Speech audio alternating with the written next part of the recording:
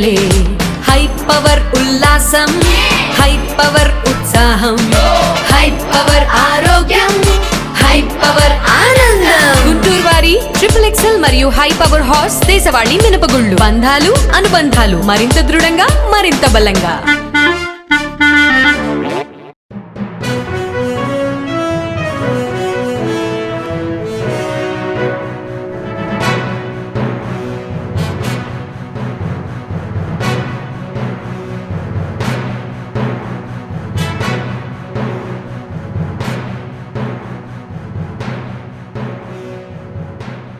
నమస్కారం. NXT news కి స్వాగతం. ఏపీ శాసనసభలో 2025-26 వార్షిక బడ్జెట్ ను ఆర్థిక మంత్రి పయ్యావుల కేశవ్ ప్రవేశపెట్టారు.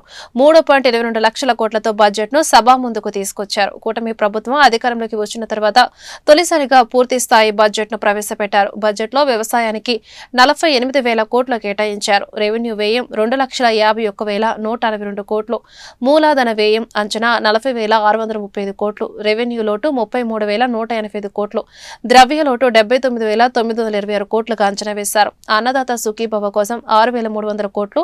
ఏపీ జీవనాడి అయిన పోలవరం ప్రాజెక్టు కోసం బడ్జెట్లో 6,705 కోట్లు కేటాయించారు.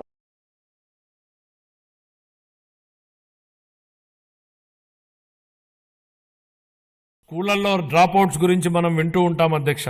కానీ గత ప్రభుత్వంలో పరిశ్రమలు డ్రాప్అవుట్ అయ్యాయి, రాష్ట్రం నుంచి ఉద్యోగాలు డ్రాప్అవుట్ అయ్యాయి, పేదలకు ఉపాధి డ్రాప్అవుట్ అయింది. ఇన్ని రంగాలలో డ్రాప్అవుట్లు కావడానికి మూలకారమైన గత ప్రభుత్వ పాలకులు ఇప్పుడు ఓటమి భయంతో సభకు రాకుండా అసెంబ్లీ నుంచి కూడా డ్రాప్అవుట్ అయ్యారు.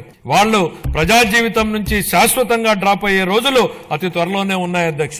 ఓర్వకల్లు, కొప్పర్తి అనే 2 పారిశ్రామిక వాడలకు ఆర్థిక సహాయం అందించి అభివృద్ధి చేసేందుకు కేంద్ర ప్రభుత్వం ఆమోదం తెలిపింది. పారిశ్రామిక కారిడార్ అభివృద్ధి పథకం కింద మూలపేట, దొనకొండ, చిలమత్తూరు మరియు కుప్పం అనే 4 కొత్త పారిశ్రామిక వాడలను ఎంపిక చేయడం జరిగింది. 25-26 ఆర్థిక సంవత్సరానికి గాను పరిశ్రమలు మరియు వాణిజ్య శాఖకు 3,156 కోట్ల రూపాయలను కేటాయింపును ప్రతిపాదిస్తున్నాను. ప్రమాణ స్వీకారం చేసిన రోజునే గత ప్రభుత్వం విద్యుత్ కొనుగోలు ఒప్పందాలను రద్దు చేస్తున్నట్లు ప్రకటించడంతో విద్యుత్ రంగం సర్వనాశనమైంది.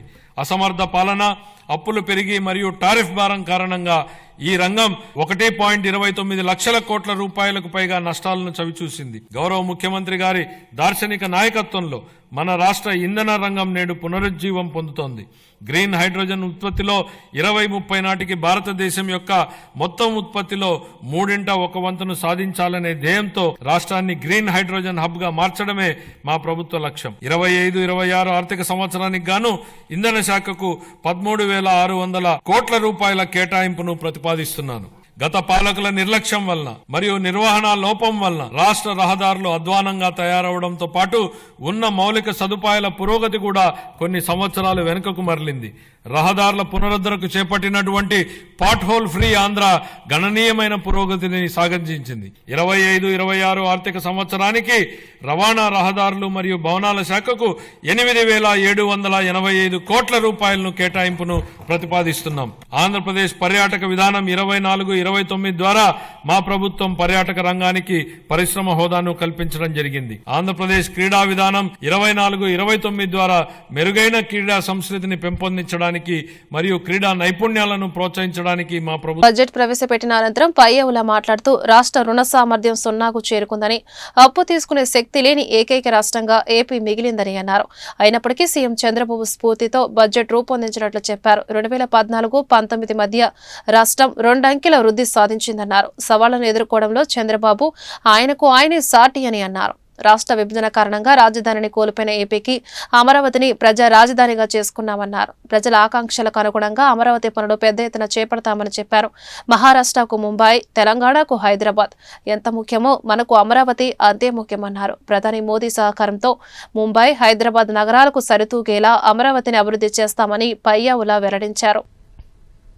సముద్ర తీరాన ప్యాలెస్లు కట్టుకోవడం, సర్వే రాళ్లపై బొమ్మలకే 650 కోట్ల రూపాయలు తగలేయడం ప్రజలకు ఉపయోగపడే మూలధన వ్యయం కాదు. ఇలాంటివి క్యాపిటల్ ఎక్స్పెండిచర్లా కనిపించే పర్సనల్ ఎక్స్పెండిచర్. ఇది గత ప్రభుత్వ నిర్వాకం. హంద్రీనీవా లాంటి ప్రాజెక్టులపై మా ప్రభుత్వం డబ్బులు ఖర్చు పెట్టడం మూలధన వ్యయం.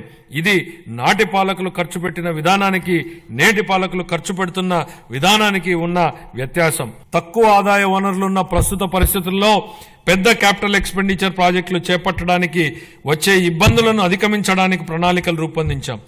ప్రైవేట్ పబ్లిక్ భాగస్వామ్యంతో కొత్త అభివృద్ధి పనులు చేపట్టేందుకు ప్రోత్సాహకంగా ప్రాజెక్టు వ్యయంలో 20% వరకు వైబిలిటీ గ్యాప్ ఫండింగ్ కోసం ఓ వినూత్న పథకాన్ని ప్రవేశపెడుతున్నామని ప్రకటిస్తున్నాం.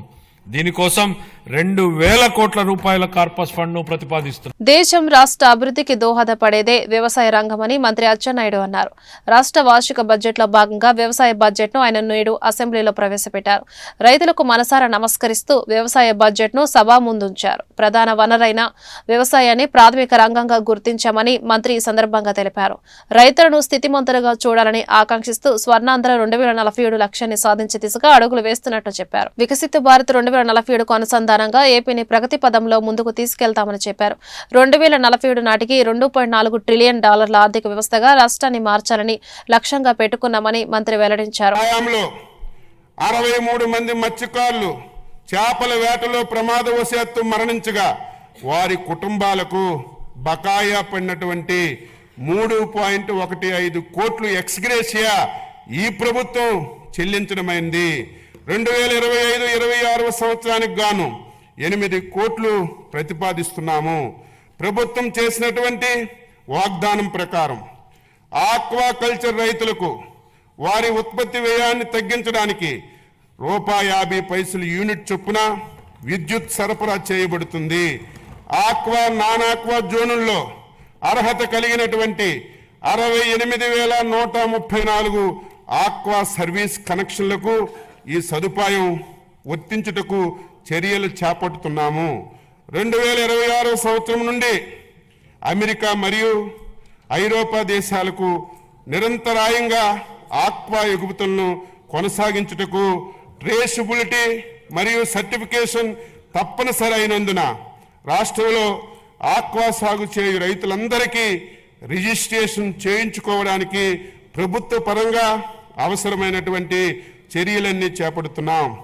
PMMSY కింద గత ప్రభుత్వ కాలంలో బాపట్ల జిల్లాలో నిజాంపేట మండలంలో పరసవాని పాలెంలో 88.08 కోట్లతో మంజూరైనటువంటి ఇంటిగ్రేటివ్ ఆక్వా పార్కు ఏర్పాటు కావలసినటువంటి భూమిని కూడా కేటాయించడంలో జాప్యం కారణంగా నిలిచిపోయింది. మా ప్రభుత్వ చొరవతో ఈ ప్రాజెక్టుకు ఏర్పాటుకు అవసరమైనటువంటి అన్ని చర్యలు తీసుకుంటున్నాం. Global environment facility FAO project కింద 113 కోట్ల నిధులు మంజూరైనాయి. ఈ ప్రాజెక్టును రాష్ట్రంలో ఆక్వా సాగు అధికంగా ఉన్నటువంటి 7 జిల్లాల్లో శ్రీకాకుళం, కాకినాడ, కోనసీమ, ఏలూరు, బాపట్ల, నెల్లూరు జిల్లాల్లో అమలు చేయబడుతుంది. గత ప్రభుత్వం మత్స్యకారులకి ఫిషరీస్ డెవలప్మెంట్ పథకం కింద ఎటువంటి లబ్ధి చేకూర్చే పరికరాలు సరఫరా చేయలేదు. ఈ ప్రభుత్వం వీటిని ఫిషరీస్ డెవలప్మెంట్ పథకం ద్వారా సరఫరా చేయుటకు చర్యలు తీసుకోబడుతున్నాయి. PMMSY పథకం కింద 2025-26 సంవత్సరానికి 417 కోట్లు ప్రతిపాదించాము. 2025-26 సంవత్సరానికి మత్స్యరంగ అభివృద్ధికి 540.089 కోట్లు ప్రతిపాదించడమైంది. కులాలు, సినీ అభిమానులు, రాజకీయ పార్టీల మధ్య విద్వేషాలు, వైషమ్యాలు రెచ్చగొట్టేలా వ్యవహరించారంటూ నమోదైన కేసులో వైసీపీ నేత సినీ నటుడు పోసాని కృష్ణమురళికి రైల్వే కోడూరు కోర్టు 14 రోజులు రిమాండ్ విధించింది. గురువారం రాత్రి 9:30 నుంచి శుక్రవారం ఉదయం 5 గంటల వరకు ఇరుపక్షాల మధ్య సుదీర్ఘంగా వాదనలు కొనసాగాయి. పోసాని తరపున పొన్నవోలు సుధాకర్ రెడ్డి వాదనలు వినిపించారు. BNS చట్టం ప్రకారం పోసానికి 41A నోటీసులు ఇచ్చి బెయిల్ ఇవ్వాలని పొన్నవోలు కోర్టును కోరారు. అందుకు నిరాకరించిన మెజిస్ట్రేట్ 14 రోజుల వరకు రిమాండ్ విధిస్తూ ఆదేశాలు జారీ చేశారు. మార్చి 12 వరకు పోసాని రిమాండ్లో ఉండనున్నారు. పోసానిని రాజంపేట సబ్ జైలుకు తరలించారు.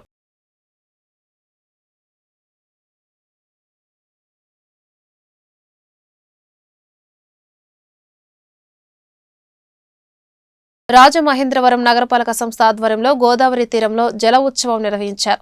కేంద్ర జలవనరుల శాఖ ఆదేశాల మేరకు రాజమహేంద్రవరంలో ఈ ఉత్సవం జరిగింది. ఈ సందర్భంగా పుష్కర్ ఘాట్ వద్ద గోదావరి నదిలో మత్స్యకారులకు పడవ పోటీలు ఏర్పాటు చేశారు. అనంతరం నగరపాలక సంస్థ కమిషనర్ కేతన్ గార్గ్ మీడియాతో మాట్లాడారు. నది జలాలను పరిరక్షించుకొని భవిష్యత్తు తరాలకు అందించాల్సిన బాధ్యత అందరిపై ఉందని ఆయన తెలిపారు.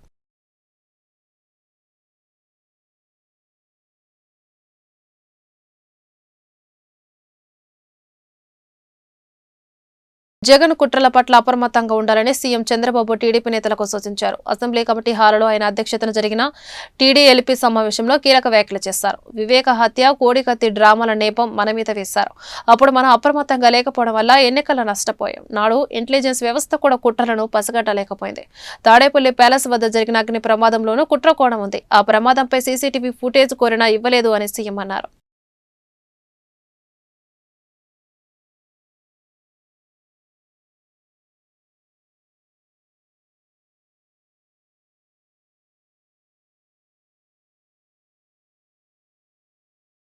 కూటమి ప్రభుత్వం ప్రవేశపెట్టిన బడ్జెట్ ప్రజా సంక్షేమం, రాష్ట్ర అభివృద్ధికి దోహదపడుతుందని పొన్నూరు ఎమ్మెల్యే ధూళిపాల నరేంద్ర తెలిపారు.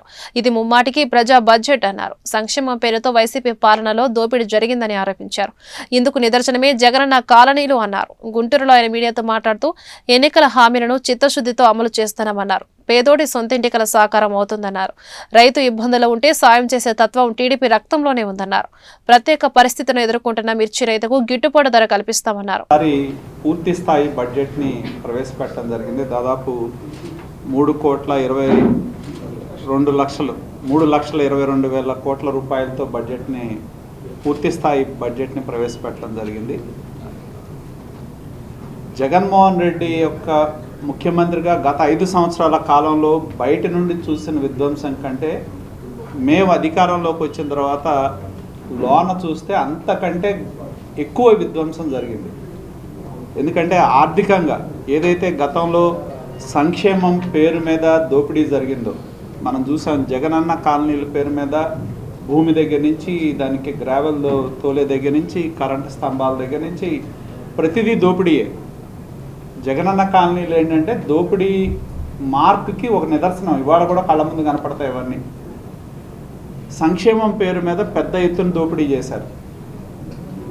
కానీ కూటమి ప్రభుత్వం వచ్చిన తర్వాత ఏదైతే ఎన్నికల సందర్భంగా ఇచ్చిన హామీలు ఏవైతే ఉన్నాయో వాటిని అమలు చేసే విధంగా ప్రభుత్వం ముందుకెళ్తా ఉంది.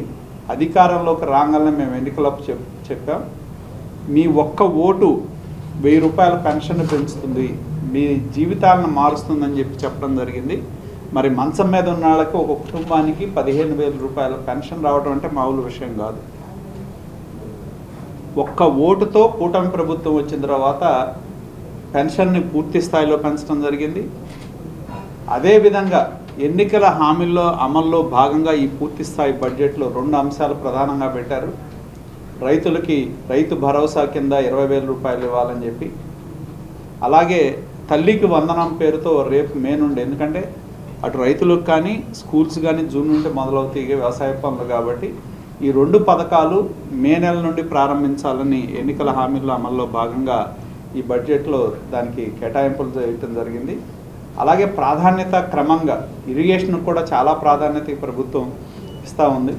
అలాగే ముఖ్యంగా కేంద్ర ప్రభుత్వానికి సంబంధించిన కేంద్ర మంత్రివర్యులు పెమ్మసాని చంద్రశేఖర్ గారు మన పార్లమెంట్ మెంబర్గా కేంద్ర మంత్రిగా ఇప్పటికే మనం ఈ గుంటూరులో చూస్తూ ఉన్నాం. రకరకాల ప్రాజెక్టులు, నేషనల్ హైవేస్ గురించి రివ్యూ చేయటం కానీ, అలాగే ముఖ్యంగా మన శంకర విలాస్ దగ్గర ఉన్న బ్రిడ్జ్ని విస్తీర్ణం చేసే దానిలో ప్రధాన భూమికి ఎప్పటి నుంచో ఈ గుంటూరు ప్రజల యొక్క డిమాండ్. మరి ఇవాళ దాన్ని కేంద్రం నుంచి అనుమతి తీసుకొచ్చి దానికి త్వరలోనే టెండర్లు పిలిచి పని మొదలు పెట్టబోతా ఉన్నారు. రాష్ట్ర బడ్జెట్ లో బీసీల సంక్షేమాన్ని దృష్టిలో ఉంచుకుని 47,000 కోట్ల నిధులను కేటాయించడం పట్ల గుంటూరు పశ్చిమ ఎమ్మెల్యే గల్లా మాధవి హర్షం వ్యక్తం చేశారు. గత వైసీపీ పాలనలో జగన్ ఆర్థిక నేరాలకు పాల్పడి ప్రజలపై అనేక భారాలు మోపి రాష్ట్రాన్ని 20 ఏళ్లు వెనక్కి తీసుకెళ్లారని మండిపడ్డారు. స్థానిక సంస్థ నిధులను దారి మళ్లించారని మండిపడ్డారు. గుంటూరులో ఎమ్మెల్యే గల్లా మాధవి మీడియాతో మాట్లాడుతూ రాష్ట్ర బడ్జెట్ ను జన ఆమోదం బడ్జెట్ గా వివరించారు. కూటమి ప్రభుత్వం తీసుకున్న నిర్ణయాల వలన స్థానిక సంస్థలకు పూర్వ వైభవం వస్తుందని వివరించారు. ఇక గుంటూరు ప్రగతి పరుగులు తీస్తుందని చెప్పారు. బడ్జెట్ ప్రవేశపెట్టుకోవడం జరిగింది. 3,22,000 కోట్ల రూపాయల బడ్జెట్ని ఈరోజు ప్రవేశపెట్టుకోవడం జరిగింది. వ్యవసాయ, ఆరోగ్య, విద్య, బీసీ సంక్షేమ ఇలా ఎన్నో రకాలైన శాఖలన్నిటికీ కూడా అత్యధికంగా ఈరోజు బడ్జెట్ని కేటాయించి ఇది ప్రజల బడ్జెట్గా ఈరోజు అసెంబ్లీలో ప్రవేశపెట్టుకోవడం జరిగింది. ఇందుకు పయ్యావుల కేశవ్ గారికి, లోకేష్ అన్న గారికి, అదేవిధంగా చంద్రబాబు నాయుడు గారికి ప్రత్యేకమైన కృతజ్ఞతలు యావత్ ఆంధ్ర రాష్ట్ర ప్రజల తరఫున.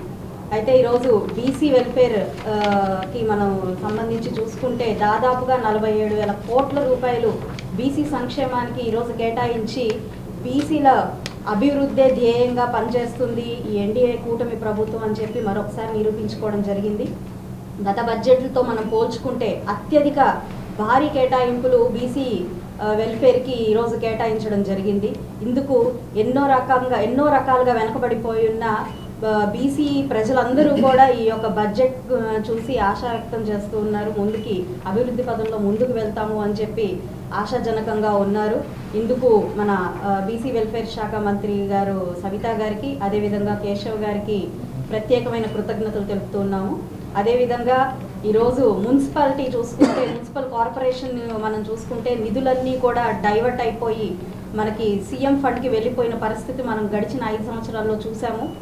ఇప్పుడు అలాంటి ఇక్కడ పడుతున్న ఎన్నో రకాలైన ఇబ్బందులను చూసి కార్పొరేషన్ స్థాయిలో కూడా గ్రామానికి కూడా ఒక వస్తువులు ఉండే ఒక మౌలిక వస్తువులు లేని పరిస్థితిని కార్పొరేషన్ దృష్టిలో చూసుకొని ఈరోజు ఆ కార్పొరేషన్ నిధులు అక్కడే ఉండాలి అని చెప్పి ఒక చక్కటి నిర్ణయం తీసుకున్నారు. ఇది అత్యధికంగా భారీగా అటు మనకి రాష్ట్రానికి ఇబ్బందికరంగా ఉన్నప్పటికీ కూడా ఈరోజు ఎక్కడి నిధులు అక్కడే ఉండాలి, ఆ యొక్క ప్రాంత అభివృద్ధి చాలా ముఖ్యము అని చెప్పి ఇలా చేయడం నిజంగా చాలా హర్షణీయము. మా కేంద్ర మంత్రి పెంసాని చంద్రశేఖర్ గారి ప్రోద్బలంతో ఆధ్వర్యంలో ఈ కార్పొరేషన్ అత్యంత ముందుకి అభివృద్ధి పదంలో పరిగెడుతుంది అని చెప్పి ఆకాంక్షిస్తున్నాము. ఎప్పుడు కూడా మాట్లాడుతున్నప్పుడు మాటల్లో దొరలే చిన్న చిన్న తప్పుల్ని పట్టుకొని వెక్కిరింతలతో, అవహేళనతో ఒక బాధ్యత రహితమైన ప్రభుత్వాన్ని గడిచిన 5 సంవత్సరాల్లో చూసాము. అయినప్పటికీ ఎన్నో రకాలైన ఆర్థిక భారాన్ని నెత్తిన వేసి ఎన్నో రకాలైన ఆర్థిక నేరాలకు పాల్పడి ప్రజల మీద ఎన్నో రకాలైన భారాలని వేసి మైనార్టీల సంక్షేమాన్ని కాంక్షిస్తూ రాష్ట్ర బడ్జెట్లో 5,300 కోట్లు కేటాయించడం గొప్ప విషయమని గుంటూరు తూర్పు ఎమ్మెల్యే మహమ్మద్ నజీర్ వ్యాఖ్యానించారు.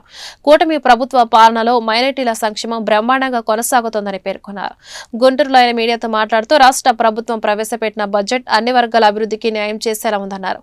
గత ప్రభుత్వం స్థానిక సంస్థలను నిర్వీర్యం చేస్తే కూటమి ప్రభుత్వం స్థానిక సంస్థల బలోపేతానికి కృషి చేస్తుందన్నారు.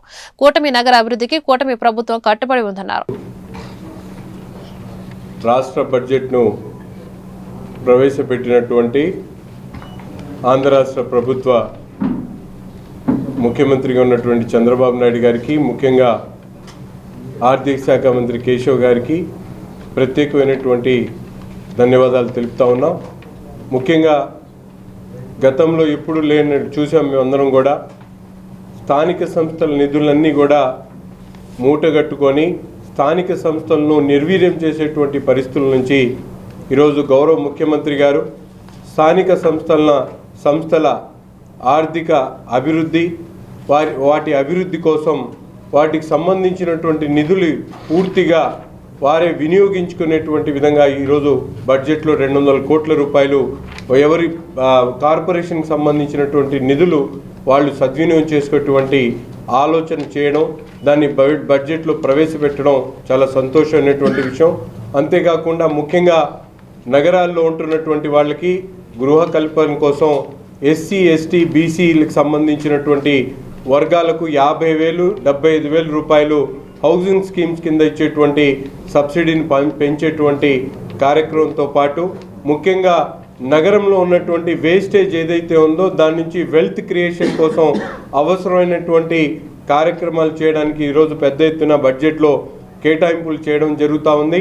అంతేకాకుండా ఒక పర్యాటక రంగాన్ని ఈరోజు ఒక ఇండస్ట్రీగా తీసుకొని దానికి సంబంధించినటువంటి ఎవరైతే డెవలప్మెంట్ యాక్టివిటీస్ ఉందో దానికి తీసుకునేటటువంటి కార్యక్రమాన్ని పీపీపీ మోడ్లో ముందుకు వచ్చినటువంటి వాళ్ళందరి కోసం ఏదైతే వయబిలిటీ గ్యాప్ని పూర్తి చేసేటువంటి బడ్జెట్ని కూడా ఈరోజు 2,000 కోట్ల రూపాయల వరకు ఫండ్ని ఏర్పాటు చేయడం అనేది చరిత్రలో ఎప్పుడు లేనటువంటి విధంగా ఈరోజు మౌజన్ ఇమాంలకు సంబంధించినటువంటి కేటాయింపులు ఏదైతే వాళ్ళకి ఇచ్చేటువంటి ఆనరోరియం గత సంవత్సర కాలం నుంచి పెండింగ్ పెట్టినటువంటి ఆనరోరియంని 45 కోట్ల రూపాయలు 3 రోజుల క్రితం విడుదల చేయ కాకుండా వచ్చేటువంటి సంవత్సర కాలంలో వాళ్ళకి కావాల్సినటువంటి బడ్జెట్ని కేటాయించేటువంటి కార్యక్రమంతో పాటు మైనారిటీ సంక్షేమానికి దాదాపు 5,300 కోట్ల రూపాయలు గతంలో ఉమ్మడి రాష్ట్రంలో కూడా లేనటువంటి బడ్జెట్ని ఈరోజు 23 జిల్లాల్లో ఉన్నటువంటి ఆంధ్ర రాష్ట్రానికి 5,300 కోట్ల రూపాయలు బడ్జెట్ని కేటాయించి మైనారిటీల సంక్షేమానికి పెద్దపీట వేసినటువంటి గౌరవ ముఖ్యమంత్రి గారికి ఈ సందర్భంగా హృదయపూర్వకమైనటువంటి ధన్యవాదాలు తెలుపుతూ తప్పకుండా అంతేకాకుండా నగరాల్లో ఉన్నటువంటి రోడ్లన్నీ గుంటూరు ఛానల్ ఆధునీకరణకు రాష్ట్ర బడ్జెట్లో నిధులు కేటాయించడం పట్ల పత్తిపాడు ఎమ్మెల్యే బూర్ల రామాంజనేయులు ఆనందం వ్యక్తం చేశారు. ఈ ఛానల్ పొడిగింపు వలన 38 గ్రామాల ప్రజల దాహార్తి తీరుతోందన్నారు. గుంటూరులో ఆయన మీడియాతో మాట్లాడుతూ రాష్ట్ర వార్షిక బడ్జెట్ వ్యవసాయ రంగం అభివృద్ధికి దిక్సూచిగా మారిందన్నారు. ఎన్నికల హామీ మేరకు సీఎం చంద్రబాబు సూపర్ 6 పథకాలను అమలు చేస్తున్నారని వివరించారు. పత్తిపాడు నియోజకవర్గానికే కాకుండా మరి చిలుకలూరుపేట, మంగళగిరి, అదేవిధంగా పొన్నూరు, పరుచూరు, పత్తిపాడు ఈ 5 కాన్స్టిట్యున్సీలకు సంబంధించి ఈ గుంటూరు ఛానల్ ఎక్స్టెన్షన్ కానీ మోడర్నైజేషన్ కానీ అదేవిధంగా నల్లమడు వాగు డ్రైనేజ్కి సంబంధించి అదేవిధంగా గుంటూరు నాలాకు సంబంధించి ఇవన్నీ కూడా ఒక కాంప్రహెన్సివ్ ప్లాన్ కింద మరి పెద్దలు నరేంద్ర గారి యొక్క ఆలోచనతో ఆయన యొక్క ఎక్స్పీరియన్స్ తీసుకొని ఆయన కూడా 2-3 సార్లు కలెక్టర్ గారి దగ్గరికి రావడం మరి ముఖ్యంగా పట్టుబదలని విక్రమార్కుల్లాగా మా కేంద్ర మంత్రి గారు 4 పర్యాయాలు ఇప్పటికీ సీఎం గారితో చర్చించి దీని యొక్క ఇంపార్టెన్స్ని తెలియజేసి అదేవిధంగా చంద్రబాబు నాయుడు గారు కూడా ఎలక్షనీరింగ్లో మొట్టమొదటి ప్రామిస్ చేసింది కూడా ఆ మాటను కట్టుబడి ఉండాలి. 1 ఇయర్ లోపలే ప్రజలకు ఏదైతే వాగ్దానం చేశామో అది తీర్చాలన్న ఉద్దేశంతో ఎన్ని కష్టాలున్నా బడ్జెట్ సహకరించకపోయినా ప్రాధాన్యత క్రమంలో గుంటూరు ఛానల్ మోడర్నైజేషన్ కానీ ఎక్స్టెన్షన్ కానీ నిధులు ఇవ్వడం అన్నటువంటిది ఇక్కడున్న ప్రాంత ప్రజలు 5 కాన్స్టిట్యున్సీలకు సంబంధించిన ప్రజలందరూ కూడా చంద్రబాబు నాయుడు గారిని ఒక దేవుడిగా గుర్తించుకుంటారు. అంతేకాకుండా త్రాగునీటికి సంబంధించి కూడా దాదాపు 38 గ్రామాలు మంత్రి గారు చెప్పినట్టుగా ఈ దాహం యొక్క అవసరం కూడా తీరుతుంది. దీంతో పాటు ఇక మనకు మరి ఈ బడ్జెట్లో రైతాంగానికి సంబంధించి అన్నదాత సుఖీభావ కింద 20,000 రూపాయలు పెట్టుబడి నిధి కింద ఈ బడ్జెట్లో కేటాయించడం కూడా మీరు చూశారు పొద్దున మన బడ్జెట్లో ప్రవేశపెట్టినప్పుడు. అంతేకాకుండా భూమి లేనటువంటి కౌలు రైతులకు కూడా 20,000 రూపాయలు సహాయం అందించడం అనేది. సో దీన్ని బట్టి ముఖ్యమంత్రి గారు రైతాంగం పట్ల, రైతు కుటుంబాల పట్ల, మరి ఈ ప్రాంతం పట్ల ఎంత ఆసక్తితో ఉన్నారు, మరి ఈ ప్రాంత ప్రజల్ని ఎంత అభివృద్ధి పరచాలనేటువంటి ఆలోచనతో ఉన్నారన్నది స్పష్టమవుతుంది. సో మరి ఈ బడ్జెట్ని మాకు ఇచ్చినందుకు చంద్రబాబు నాయుడు గారికి, అదేవిధంగా నిమ్మల నాయుడు గారికి, మరి అదేవిధంగా కేశవ్ గారికి ప్రత్యేకమైనటువంటి ధన్యవాదాలు మా నియోజకవర్గ ప్రజల తరఫు నుంచి. మంగళగిరి ఎయిమ్స్ హాస్పిటల్ ను పరిశీలించిన కేంద్ర సహాయ మంత్రి పెమ్మసాని చంద్రశేఖర్ అనంతరం పెమ్మసాని మీడియాతో మాట్లాడుతూ విభజిత ఆంధ్రప్రదేశ్ తర్వాత ఎయిమ్స్ వంటి కేంద్ర ప్రభుత్వ వైద్యశాలను 150 ఎకరాల్లో మంగళగిరిలో చంద్రబాబు నాయుడు ఏర్పాటు చేయించారని తెలిపారు. ఎయిమ్స్ కు కావాల్సిన విద్యుత్ సరఫరా, మంచినీటి సరఫరా గడిచిన 5 ఏళ్లలో వైసీపీ ప్రభుత్వం అందించలేకపోయిందని విమర్శించారు. 10 ఎకరాల అదనపు స్థలంతో పాటు పవర్, వాటర్ సప్లై టీడీపీ అందించడం జరిగిందని చెప్పారు. 2,73,000కు పైగా పేషెంట్లు ఇక్కడ సేవలు పొందుతున్నారని తెలిపారు. ఫార్మసీ, మెడికల్ స్టోర్స్ షార్టేజ్, తక్కువ బస్సు షెల్టర్లు లేక పేషెంట్లు ఇబ్బందులు పడుతున్నారని తెలిపారు. నారా లోకేష్ ఆధ్వర్యంలో ఒక 2 బస్సులను అందించబోతున్నారని, ఎలక్షన్ కోడ్ ముగియగానే ఆ 2 బస్సు అందుబాటులోకి వస్తాయన్నారు. అంబులెన్స్ సర్వీస్ బయట నుంచి వచ్చిన వారికి అధికంగా ఛార్జ్ చేయడంపై చర్యలు తీసుకోబోతున్నామన్నారు. చంద్రబాబు నాయుడు, నరేంద్ర మోదీ అనుకున్న విధంగా కంటే ఎక్కువ అభివృద్ధి చేసేందుకు నారా లోకేష్ తో కలిసి చర్యలు తీసుకుంటామని చెప్పారు.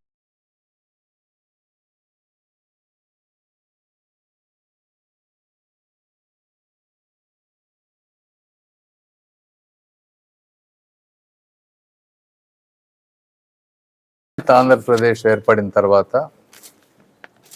ఎయిమ్స్ లాంటి ప్రెస్టీజియస్ ఇన్స్టిట్యూట్ ఉండాలని ఆ రోజు చంద్రబాబు నాయుడు గారు, అదేవిధంగా ప్రధానమంత్రి మోదీ గారు 1,600 కోట్ల రూపాయలతోటి 180 ఎకరాలలో ప్రపంచంలో అతి తక్కువ ప్లేసుల్లో ఉండేటువంటి సుందరమైన ప్రాంతంలో, చుట్టూ కొండలు, ఆహ్లాదకరం గ్రీనరీ ఉన్నటువంటి ప్రాంతంలో అద్భుతమైన ఎయిమ్స్ ఇన్స్టిట్యూట్ని తీసుకొచ్చారు. గత 5 సంవత్సరాలు మీరు చూస్తే దీనికి కావాల్సిన వాటర్ సప్లై కానీ, పవర్ బ్యాకప్ కానీ, ఒక రోడ్ ఇన్ఫ్రాస్ట్రక్చర్ కానీ లేకుండా చేసినటువంటి పరిస్థితి. ఈరోజు చంద్రబాబు నాయుడు గారు వచ్చిన వెంటనే ఈ కెపాసిటీ ఎక్స్పాన్షన్ వీళ్ళందరికీ ఉపయోగపడే విధంగా 8 కోట్ల రూపాయలతోటి వాటర్ సప్లై కూడా తయారు చేసాం. అదేవిధంగా storm water drains, additional roads, ఇవి కాకుండా 10 ఎకరాల అడిషనల్ ల్యాండ్ కూడా వీరికి ఇవ్వటం జరిగింది. ఇవన్నీ కూడా పనులన్నీ కరెక్ట్గా అయిపోయినాయి. వాటర్ అంతా బాగా వస్తూ ఉందని చెప్తా ఉన్నారు. ఇవన్నీ కాకుండా జనరల్గా రివ్యూ చేసింది. అసలు ఇక్కడ వచ్చి పొద్దున్న నుంచి పేషెంట్లతో మాట్లాడి ఏమేమి ఇష్యూస్ ఉన్నాయి, ఎలా ఉన్నాయని చూస్తే ఫస్ట్ ఎయిమ్స్ వారందరికీ కూడా నేను అభినందనలు చెప్పాలి. దాదాపుగా నేను 100-200 మంది పేషెంట్లతో మాట్లాడితే ఒక్కళ్ళో ఇద్దరో కొద్దిగా అక్కడక్కడ డిలే అవుతుందని చెప్పారు తప్పించి దాదాపుగా 95% ఆఫ్ ది పీపుల్ చాలా హ్యాపీగా ఉన్నారు. అద్భుతమైన సర్వీసెస్ దొరుకుతున్నాయని, నర్సింగ్ కేర్ కానీ అన్నీ బాగున్నాయని చెప్పారు. ఇక దీంతో పాటు సరే సెంట్రల్ గవర్నమెంట్ నుంచి నేనేం చేయగలను, స్టేట్ గవర్నమెంట్లో ఎక్కడన్నా కోఆర్డినేషన్ ఇష్యూస్ ఉన్నాయా, అదేవిధంగా ఎయిమ్స్ వారు ఏం చేయగలరు అనే దాని మీద కొన్ని ఇష్యూస్ అన్నీ తీసుకున్నాం. ఇది 960 కదా, 960 బెడ్స్ ఉండాల్సిన ప్లేస్లో ఇప్పటివరకు 600 బెడ్స్ ఆపరేషన్ ఉన్నాయి. అంటే ఇంకా 360 బెడ్స్ రావాలి. ఐసీయూ వచ్చేటప్పటికి 20 బెడ్స్ ఉన్నాయి. మనకు ఆల్మోస్ట్ 10% అంటే 90 బెడ్స్ వరకు స్కోప్ ఉంది. బెడ్స్ని ఎక్స్పాండ్ చేయాలి. స్టాఫ్ కూడా తక్కువ ఉన్నారు.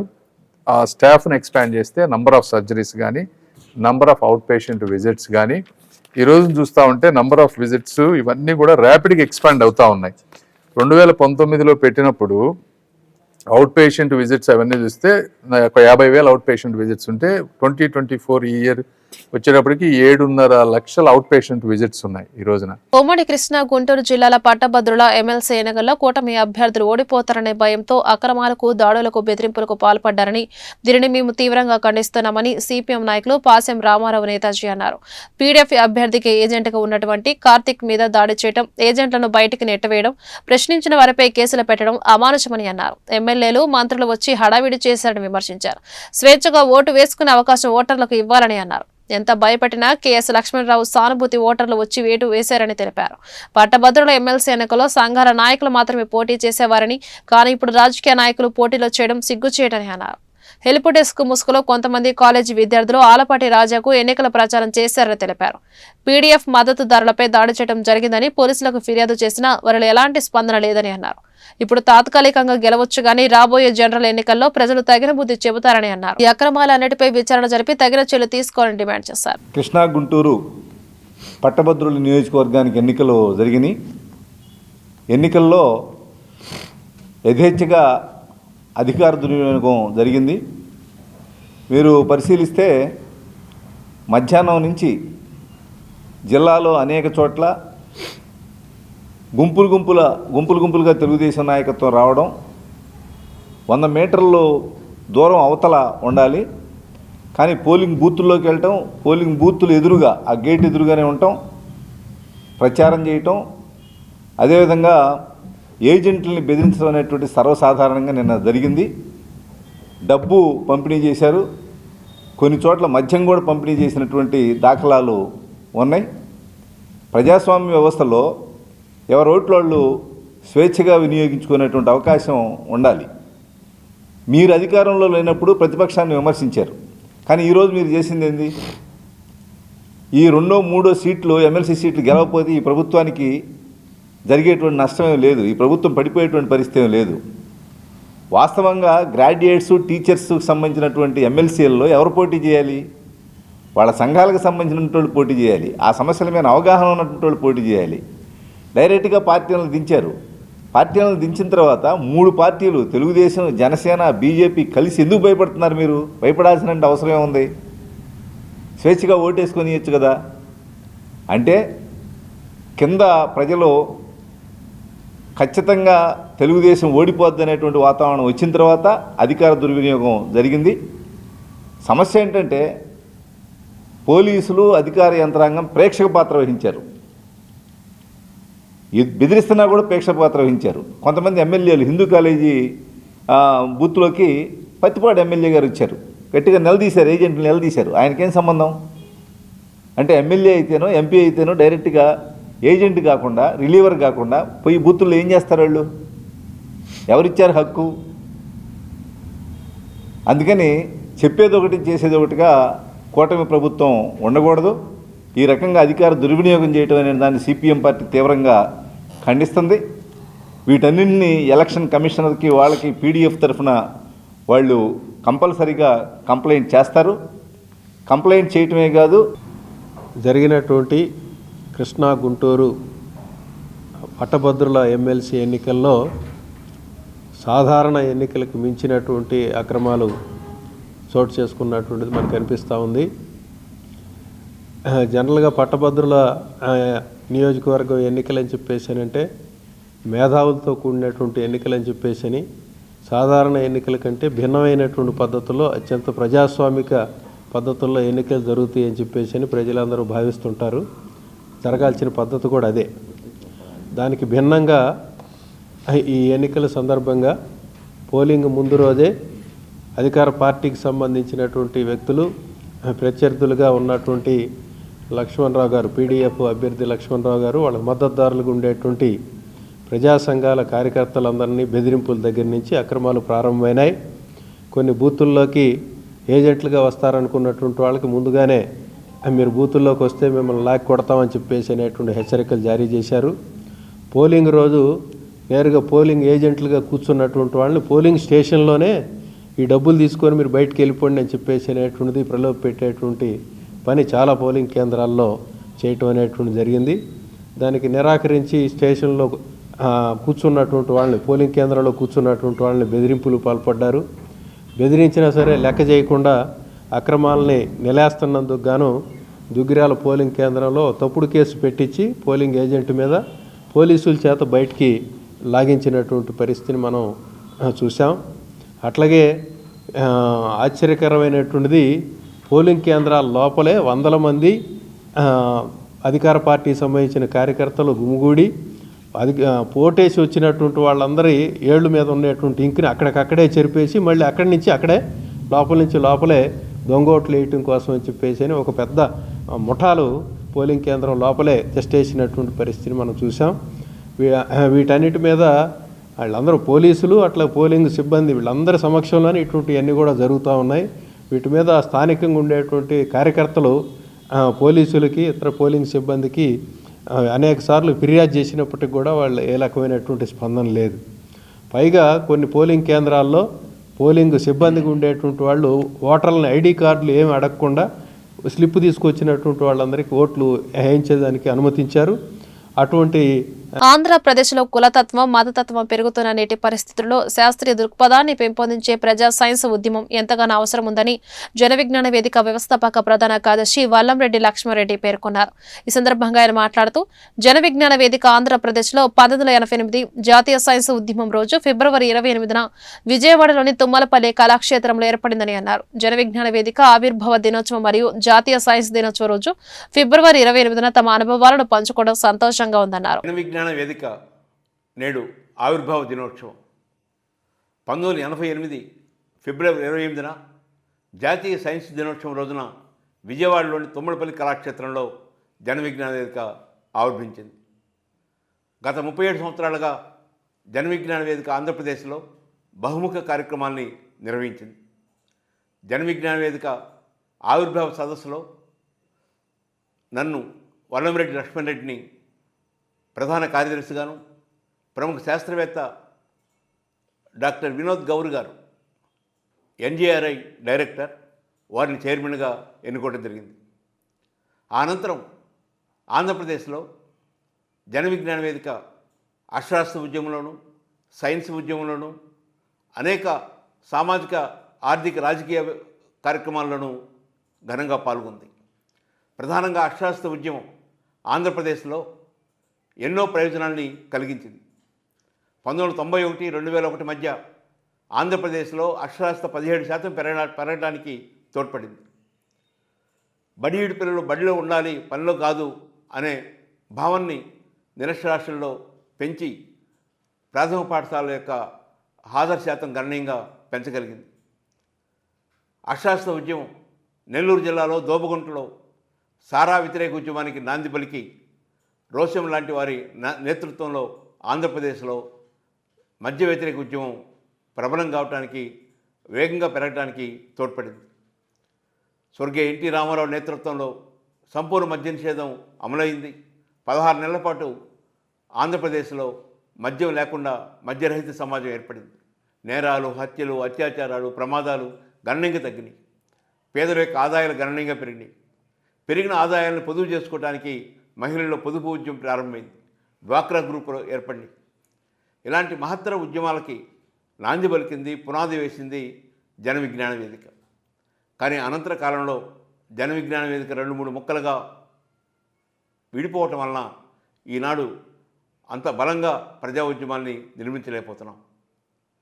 ఈనాడు కులము, మతము, ప్రాంతీయ తత్వాలకి వ్యతిరేకంగా ప్రజల్లో శాస్త్రీయ భావాల్ని పెంపొందించడానికి, ప్రశ్నించే లక్షణాన్ని పెంపొందించడానికి గుంటూరు ఛానల్ ఆధునీకరణ పొడిగింపుకు రాష్ట్ర బడ్జెట్లో 400 కోట్ల కేటాయింపులు జరిగాయని కేంద్ర గ్రామీణాభివృద్ధి కమ్యూనికేషన్ శాఖల సహాయ మంత్రి డాక్టర్ పెమ్మసాని చంద్రశేఖర్ తెలిపారు. గుంటూరు ఛానల్ ఆధునీకరణ ఈ ప్రాంత వాసులు 50 ఏళ్ల కాలని చెప్పారు.